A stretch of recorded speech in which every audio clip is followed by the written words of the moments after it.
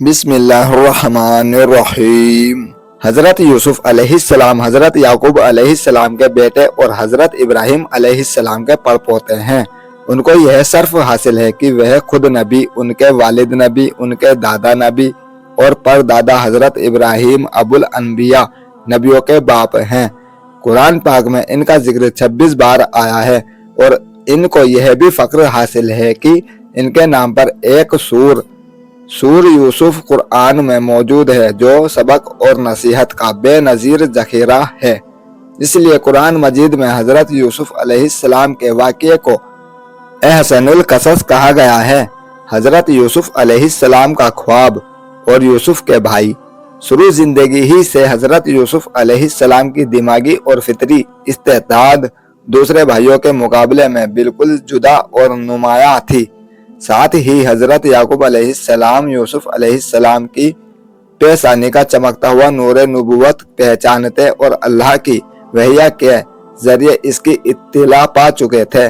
انہی وجہ سے وہ اپنی تمام اولاد میں حضرت یوسف علیہ السلام سے بے حد محبت رکھتے تھے اور یہ محبت یوسف کے بھائیوں سے بے حد ساق اور ناقابل برداشت تھی، اور وہ ہر وقت اس فکر میں لگے رہتے تھے کہ یا تو حضرت یعقوب کے دل سے اس محبت کو نکال ڈالے اور یا پھر یوسف ہی کو اپنے راستے سے ہٹا دے تاکہ قصہ پاک ہو جائے۔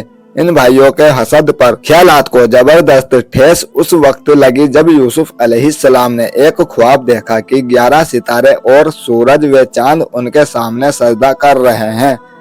حضرت یعقوب علیہ السلام نے یہ خواب سنا تو سختی کے ساتھ ان کو منع کر دیا کہ اپنا یہ خواب کسی کے سامنے نہ دہرانا، ایسا نہ ہو کہ سن کر تیرے بھائی بری طرح پیش آئے، کیونکہ شیطان انسان کے پیچھے لگا ہے اور تیرا خواب اپنی تعبیر میں بہت صاف اور واضح ہے۔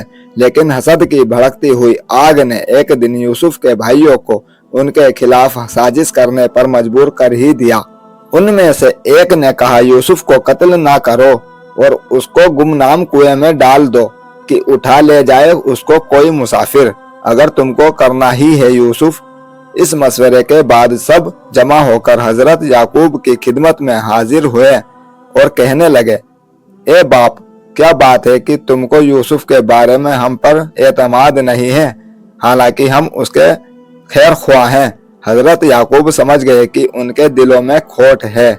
حضرت یعقوب نے کہا، مجھے اس سے رنج اور دکھ پہنچتا ہے کہ تم اس کو اپنے ساتھ لے جاؤ، اور مجھے یہ ڈر ہے کہ اس کو بھیڑیا کھا جائے اور تم غافل رہو۔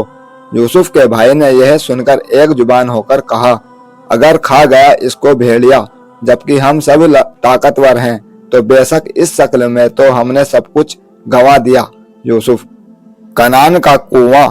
غرض، یوسف علیہ السلام کے بھائی یوسف کو سیر کرانے کے بہانے لے گئے اور مشورے کے مطابق اس کو ایک ایسے کنویں میں ڈال دیا جس میں پانی نہ تھا اور مدت سے سوکھا پڑا تھا، اور واپسی میں ان کی قمیض کو کسی جانور کے خون میں تر کر کے روتے ہوئے حضرت یعقوب علیہ السلام کے پاس آئے اور کہنے لگے، اے باپ، اگرچہ ہم اپنی سچائی کا کتنا ہی یقین دلائیں مگر تم کو ہرگز یقین نہ آئے گا کہ ہم دوڑ میں ایک دوسرے سے آگے نکلنے میں لگے ہوئے تھے کہ اچانک یوسف کو بھیڑیا اٹھا کر لے گیا۔